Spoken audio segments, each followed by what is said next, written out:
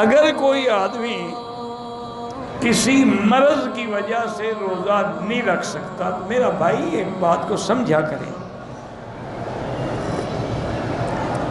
ایک مرض ایسی ہے اس کو پتا ہے کہ میں 2 مہینے کے بعد ٹھیک ہو جاؤں گا، تو وہ تو روزے قضا کرے گا ٹھیک ہونے کے بعد.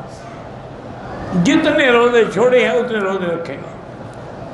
اگر ایک ایسی بیماری ہے کہ جس سے وہ ٹھیک نہیں ہوگا، روز بروز بیماری اور کمزوری بڑھتی جائے گی، تو اس کا فدیہ یہ ہے کہ ایک مسکین کا کھانا. ایک مسکین کے کھانے کا معنی یہ ہے کہ تم خود اندازہ کر لو کہ ایک دن میں تمہارے کھانے کا کتنا خرچہ ہے، دن اور رات کا کھانا جو ہے. فَفِدْيَتُهُ طَعَامُ مِسْكِينٍ.